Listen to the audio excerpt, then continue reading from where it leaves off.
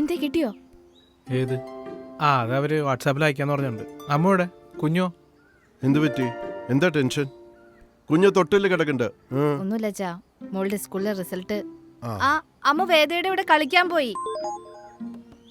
How സമാധാനായി. എന്താ കാര്യം?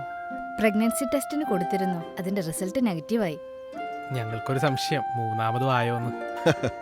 അതിന്റെ ടെൻഷനാണോ മോളെ? വിദ്യയും രാജീവും ജനിച്ചതിന് ശേഷം ഇതുപോലെ ഞങ്ങളൊന്ന് ടെൻഷൻ അടിച്ചതാ.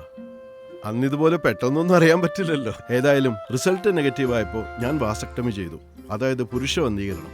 അത് എന്റെയും കൂടി ഉത്തരവാദിത്തമാണല്ലോ. നിങ്ങളുടെ ആരോഗ്യവും താല്പര്യവും അനുസരിച്ച് ഇഷ്ടമുള്ള ഗർഭനിരോധന മാർഗങ്ങൾ തിരഞ്ഞെടുക്കാം. അച്ഛനൊരു സംഭവമാണല്ലോ. അത് പിന്നെ എന്റെ അച്ഛനല്ലേ. ഡോക്ടറോടോ മറ്റേതെങ്കിലും ആരോഗ്യ പ്രവർത്തകരോടോ ചോദിച്ചിട്ട് വേണ്ടത് തിരഞ്ഞെടുത്താ പോരെ. അത് മോളുടെയും നമ്മുടെ കുടുംബത്തിന്റെയും ആരോഗ്യത്തിനും സന്തോഷത്തിനും നല്ലതാ.